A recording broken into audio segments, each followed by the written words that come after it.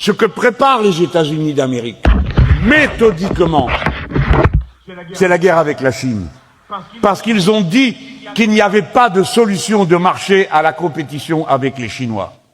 La guerre avec l'Iran aboutit à couper la route qui alimente en pétrole, notablement la Chine. La coupure de la voie par le Groenland est une coupure des voies maritimes qui unissent les Asiatiques avec l'Europe par le chemin le plus court, en empêchant de passer par Panama ou en passer par le canal de Suez, qui tous deux sont contrôlés, armes à la main, par les Nord-Américains. Voilà ce qui est en train de se jouer. Trump, il fait ça puisqu'on le laisse faire. C'est exactement comme Netanyahou. Ne rien dire sur le crime, bah l'autre il continue son crime.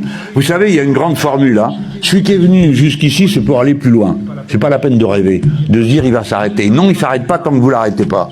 Trump ne s'arrêtera pas dans sa préparation de la guerre contre la Chine tant qu'on l'aura pas arrêté.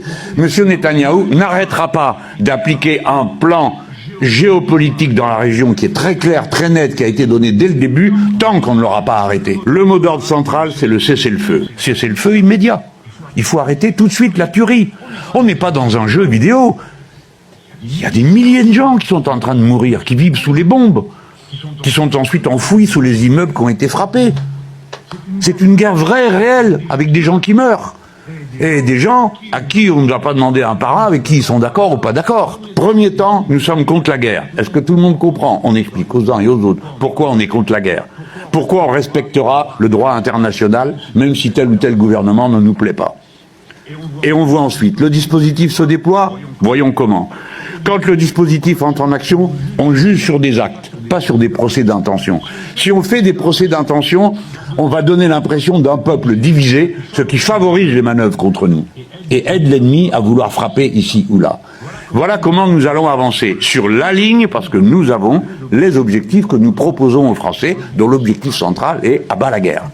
Parce que la guerre, ils l'ont voulu, elle est le résultat d'une série d'événements, mais ils l'ont voulu pour rectifier les frontières en faveur des plus forts et pour les changer.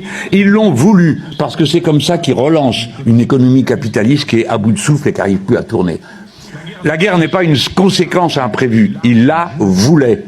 Ils ont besoin de la guerre pour faire tourner le système. Donc il faut agir avec intelligence, avec discernement, pas à pas, et à chaque fois à l'endroit où le problème peut être réglé. Là, aujourd'hui, nous avons, si nous dirigions la France, nous ferions quelque chose. Nous créerions un front du refus. C'est-à-dire de gens qui disent, non seulement nous condamnons cette guerre, mais vous allez l'arrêter tout de suite parce que c'est nous qui allons voter des sanctions contre vous.